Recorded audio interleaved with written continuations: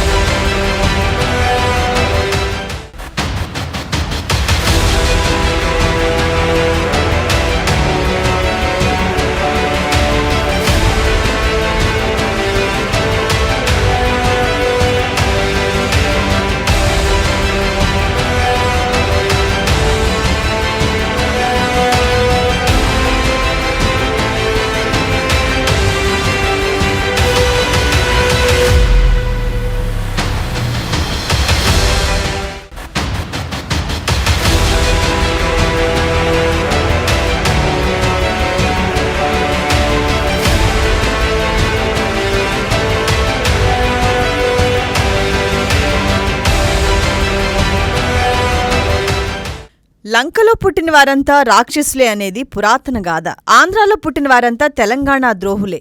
ఇది తెలంగాణ సీఎం కేసీఆర్ మాట. కానీ ఈ రెండింటినీ నేటి సమాజం అంగీకరించడం లేదు. రావణాసురుడి పాలన రాముని కంటే గొప్పగా ఉండేదని లంకేయులు చెప్తున్నారు. ఇక ఆంధ్రాలో ఉన్నవారంతా తెలంగాణ ద్రోహులే అన్న కేసీఆర్ మాటలను ఆంధ్రప్రదేశ్లోని మెజారిటీ ప్రజలు అంగీకరించడం లేదు. ఈ నేపథ్యంలో ఈ 2 వ్యాఖ్యలపై తటస్థ వైఖరి అవలంబిస్తున్నారు. ఈ క్రమంలో రాహుల్పై తెలంగాణ సీఎం కేసీఆర్ గతంలో, ప్రస్తుతం చేసిన వ్యాఖ్యలు ఇప్పుడు వైరల్గా మారుతున్నాయి.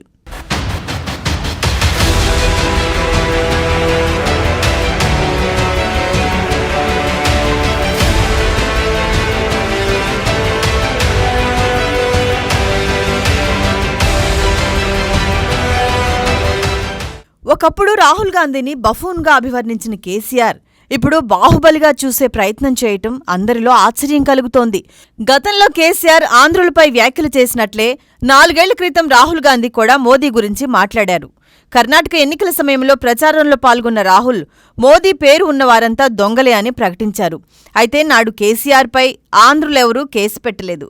కాబట్టి కేసీఆర్కు పదవీ గండం తప్పింది. రాహుల్పై గుజరాత్ ఎమ్మెల్యే పరువు నష్టం కేసు పెట్టడంతో 2 ఏళ్లు జైలు శిక్ష పడటంతో పాటు పదవీ కోల్పోవాల్సి వచ్చింది.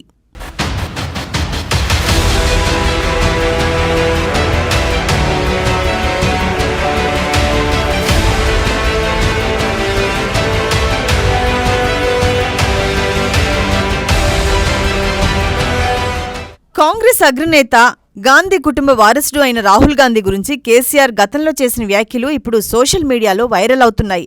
ఇంతకు కేసీఆర్ ఏమన్నాడంటే, రాహుల్ని బిగ్గెస్ట్ బఫూన్ ఆఫ్ ది కంట్రీగా అభివర్ణించారు. అంతటితో ఆగకుండా ఈ విషయం దేశమంతా తెలుసని జనరలైజ్ చేశారు. అదే నిజమని నమ్మేలా వ్యాఖ్యానించారు. నాడు ఎందుకలా మాట్లాడారంటే, నాడు కేసీఆర్కు, టీఆర్ఎస్ ప్రభుత్వానికి కేంద్రంలోని బీజేపీతో, ప్రధాని మోదీతో సఖ్యత ఉండేది. దీంతో నాడు రాహుల్ను కేసీఆర్ బఫూన్లా కనిపించాడు. తన అభిప్రాయాన్నే దేశ ప్రజల అభిప్రాయంగా చెప్పారు గులాబీ బాస్.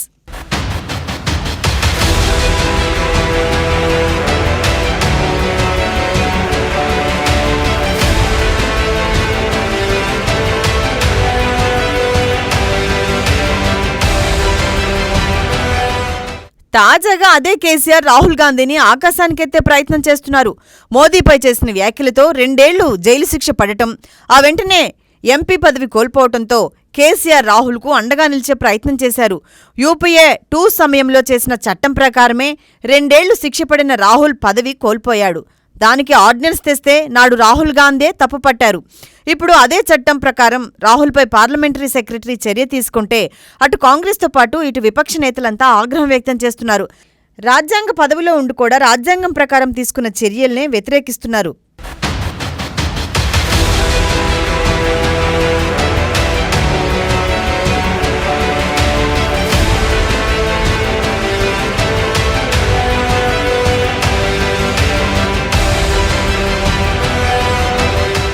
ఇక తెలంగాణ సీఎం కేసీఆర్ అయితే రాహుల్పై చర్య ప్రధాని నరేంద్ర మోదీ దురహంకారం, నియంతృత్వానికి పరాకాష్ట అని మాట్లాడారు.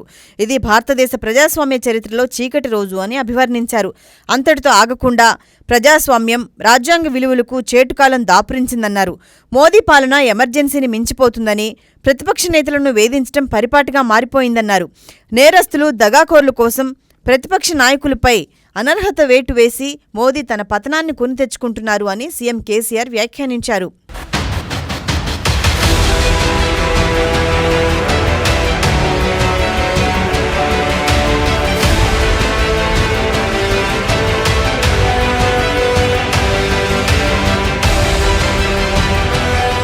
నాడు రాహుల్ని బిగ్గెస్ట్ బఫూన్ ఆఫ్ ది కంట్రీగా, ఆంధ్రులను తెలంగాణ ద్రోహులుగా ప్రకటించిన కేసీఆర్ ఇప్పుడు జాతీయ పార్టీ కోసం, ఆంధ్రులతో సఖ్యత కోసం, కేంద్రంతో మోదీని ఓడించడానికి రాహుల్ గాంధీతో పొత్తు కోసం ప్రయత్నిస్తున్నారన్న అభిప్రాయము రాజకీయ వర్గాల్లో వ్యక్తమవుతుంది.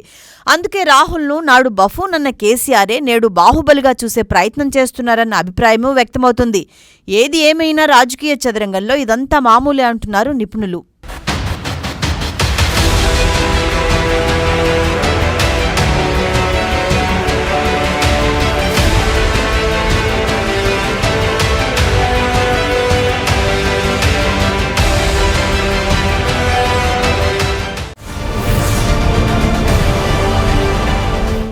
తెలంగాణ కాంగ్రెస్లో ఇప్పుడిప్పుడే పరిస్థితులు చక్కబడుతున్నాయి.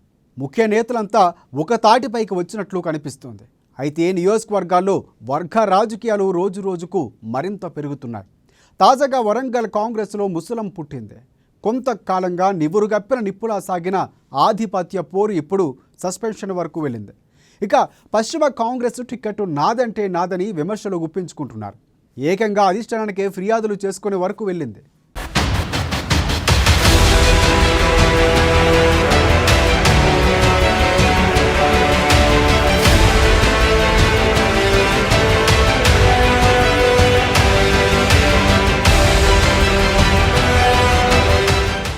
రచ్చకెక్కిన వరంగల్ కాంగ్రెస్ నేతలు. రాఘవరెడ్డి వర్సెస్ రాజేందర్ రెడ్డి. ఇద్దరి మధ్య చిచ్చుపెట్టిన పశ్చిమ టికెట్. పక్కా లోకల్ అంటూ నేతల పంచాయతీ. సస్పెన్షన్ వరకు వెళ్లిన ఆధిపత్య పోరు. అధిష్టానంతోనే తేల్చుకుంటామని వెల్లడి. నేతల తీరుతో తలలు పట్టుకుంటున్న క్యాడర్.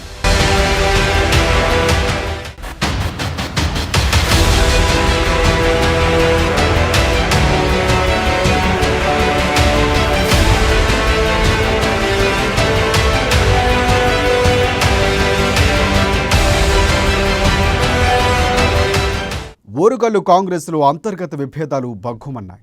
జిల్లా కాంగ్రెస్ నేతలు నాని రాజేందర్ రెడ్డి, జంగా రాఘవరెడ్డి బాహాబాహికి దిగారు.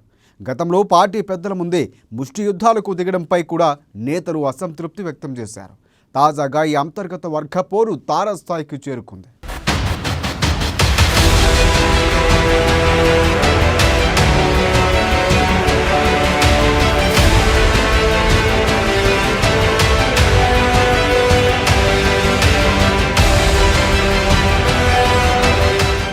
వరంగల్ కాంగ్రెస్లో ముసలం పుట్టింది.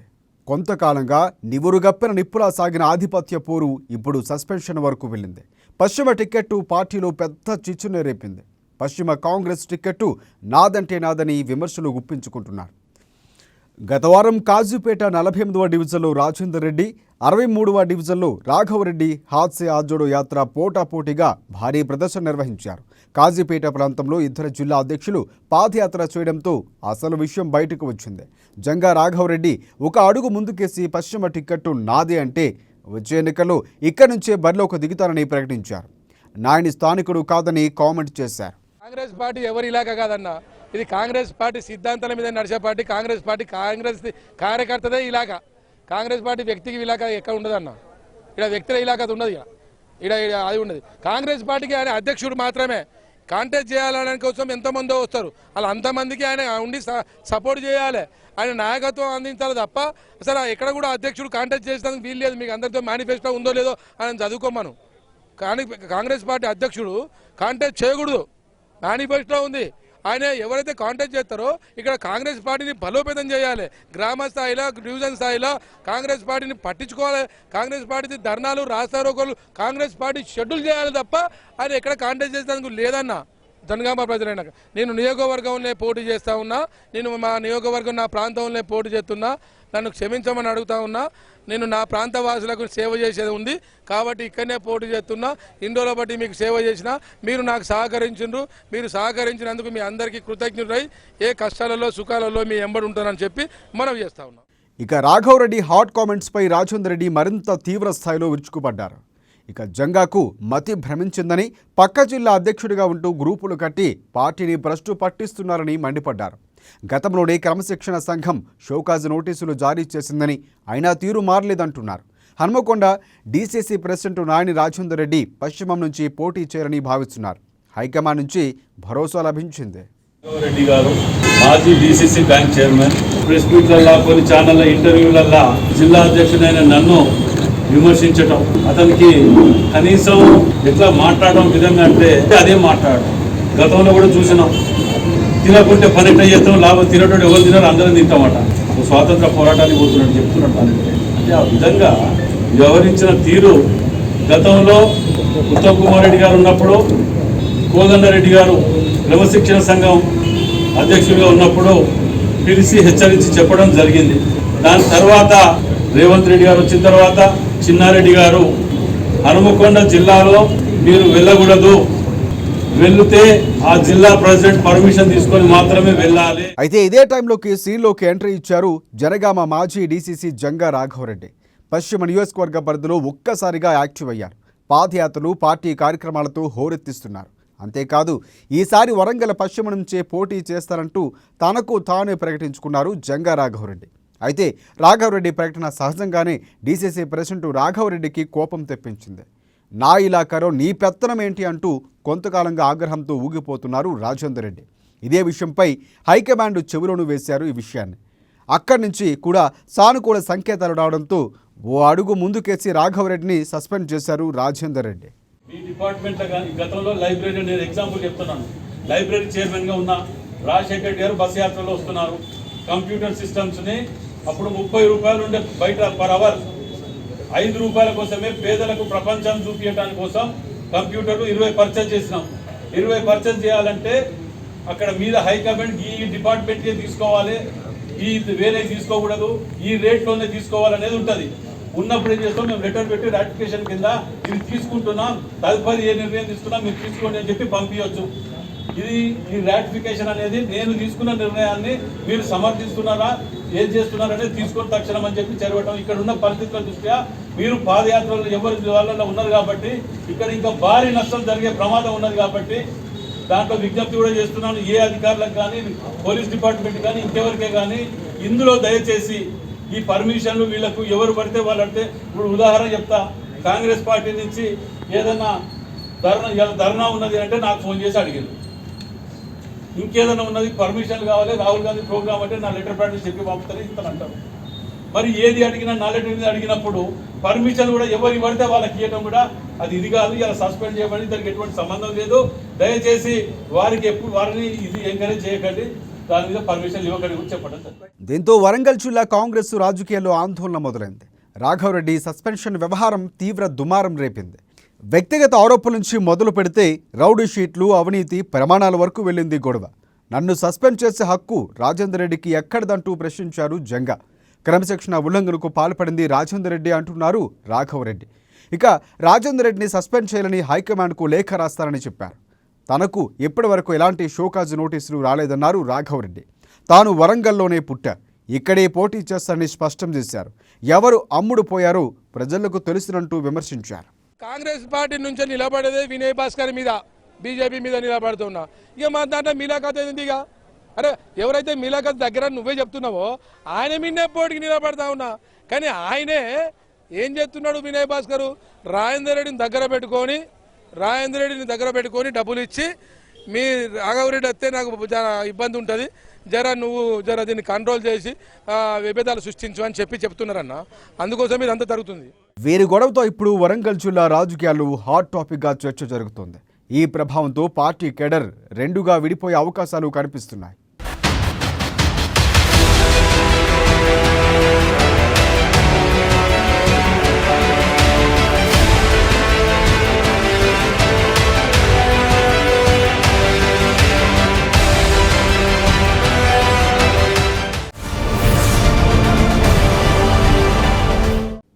తెలంగాణలో ఎన్నికలపై బీజేపీ ఫోకస్ పెట్టింది. టీఆర్ఎస్కి ధీటుగా పోటీ ఇచ్చేందుకు స్కెచ్ రెడీ చేస్తోంది. అందుకు ఎస్టీ నియోజకవర్గాల్ని ఏరి కోరి మరీ ఎంచుకుంది. వచ్చే ఎన్నికల్లో అధికారంలోకి రావాలంటే ఎస్టీ నియోజకవర్గాల్లో గెలిపే కీలకమంటున్నారు కమల్నాథులు. ఇప్పటికే గిరిపుత్రులకు బీజేపీ పెద్దపీట వేస్తుంది. రాష్ట్రపతినే ఎగ్జాంపుల్గా చూపిస్తూ గిరిజనుల ఓట్లను రాబట్టాలని చూస్తోంది బీజేపీ. అందుకు ఇప్పటికే మిషన్ 12ని తయారు చేసిందని గుసగుసలు కూడా వినిపిస్తున్నాయి.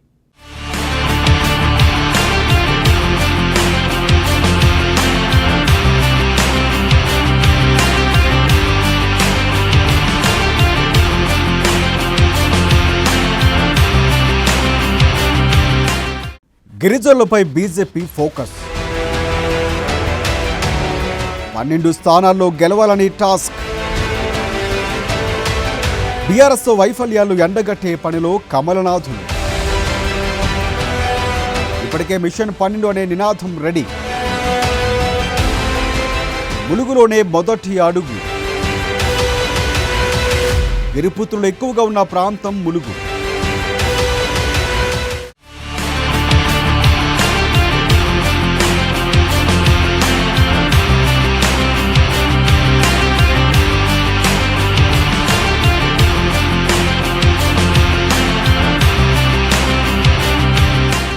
తెలంగాణలో గిరిజన అసెంబ్లీ స్థానాలపై బీజేపీ దృష్టి సారిస్తుందా అంటే అవుననే సమాధానం వస్తుంది.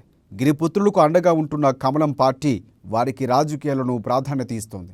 అందుకు రాష్ట్రపతి ద్రౌపది ముర్మునే ఉదాహరణగా చెప్పవచ్చు. ఇక తెలంగాణలో 12 స్థానాల్లో గెలుపు పంచా వేయాలని ప్లాన్ చేస్తోంది. ఎస్టీ నియోజకవర్గాల్లో బలోపేతంపై కమలదళం కసరత్తులు చేస్తోంది. రాష్ట్ర ప్రభుత్వంపై ఉన్న వ్యతిరేకతను క్యాష్ చేసుకుని ఓటర్లకు దగ్గరయ్యే పనిలో కమల్నాథులు ప్రణాళికలు రచిస్తున్నారు.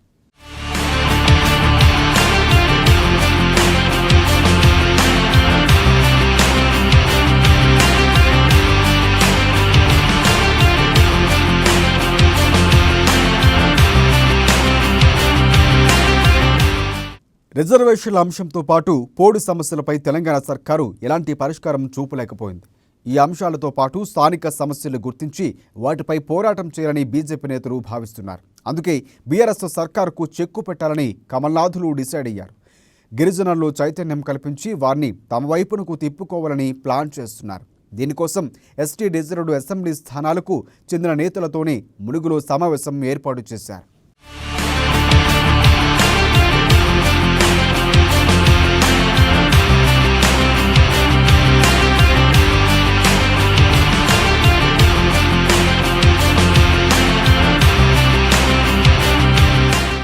తెలంగాణలో గిరిజన రిజర్వ్డ్ అసెంబ్లీ స్థానాలు 12 ఉన్నాయి. అన్ని సెగ్మెంట్లకు చెందిన నేతలతో రాష్ట్ర నాయకత్వం భేటీ నిర్వహిస్తోంది. తాజాగా మిషన్ 12 అనే పేరుతో త్వరలోనే ఈ సమావేశాన్ని నిర్వహించనుంది. ములుగులో ఈ మీటింగును నిర్వహించాలని బీజేపీ భావిస్తోంది. ఈ సమావేశానికి ముఖ్య అతిథిగా బీజేపీ రాష్ట్ర వ్యవహారాల ఇన్ఛార్జ్ తరుణ్ చుగ్గు హాజరు కానున్నారు.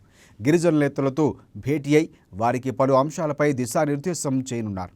రాష్ట్ర ప్రభుత్వ వైఫల్యాలు ప్రజల్లోకి తీసుకువెళ్లడంపై వారికి దిశానిర్దేశం చేయనున్నారాయన. ములుగు జిల్లా గిరిజన ప్రాంతం.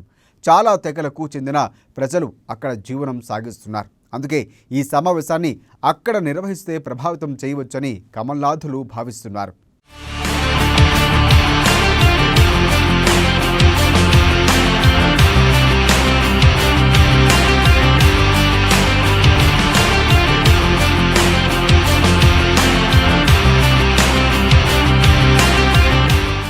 ఎస్సీ ఎస్టీ రిజర్వ్డ్ స్థానాలైన 31 సెగ్మెంట్లపై దృష్టి సారించిన బీజేపీ ఎస్సీ ఎస్టీ కేటగిరీలుగా విభజించాయి. ఎస్టీ నియోజకవర్గాలకు ఇన్ఛార్జిగా మాజీ ఎంపీ గరికపాటి మోహన్ రావుకు బాధ్యతలు అప్పగించింది. ఎస్సీ నియోజకవర్గాల ఇన్ఛార్జిగా మాజీ ఎంపీ జితేందర్ రెడ్డికి రాష్ట్ర నాయకత్వం బాధ్యతలు అప్పగించింది. ములుగులో తరుణ్చుగ్ ముఖ్య అతిథిగా త్వరలోనే నిర్వహించబోయే సమావేశాన్ని సక్సెస్ చేయడంపై గరికపాటి దృష్టి సారిస్తున్నారు.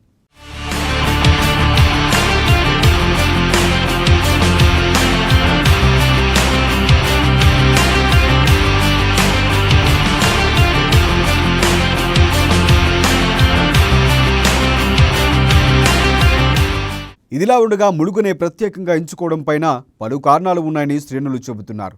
ములుగులో స్ట్రీట్ కార్నర్ మీటింగులకు అనుకున్న దానికంటే భారీగా ప్రజల నుంచి ఆదరణ దక్కినట్లుగా చెబుతున్నారు. అక్కడ ఉన్న ముఖ్య నేతలు పని విభజన చేసుకుని సక్సెస్ చేశారని, ఇదే ఐకమత్యాన్ని రాష్ట్ర వ్యాప్తంగా చాటాలని చాటి చెప్పేందుకే ఈ సమావేశాన్ని ములుగులో నిర్వహించేందుకు ప్లాన్ చేస్తున్నట్లు సమాచారం. అందుకే ఈ ప్రాంతాన్ని ఒక మోడల్గా తీసుకుని ఇక్కడి నుంచే ప్రభుత్వంపై సమర శంఖం పూరించాలని కాషాయదళం ప్లాన్ చేస్తుంది. ములుగులో స్ట్రీట్ కార్నర్ మీటింగ్స్ సక్సెస్ పైన కూడా వచ్చే నేతలకు వివరించనున్నారు. మరి గిరిజనుల ఓట్లు ఒడిసి పట్టాలనే ఉద్దేశంతోనే బీజేపీ ప్లాన్ ఎంతవరకు వర్కౌట్ అవుతుందో వేచి చూడాలి.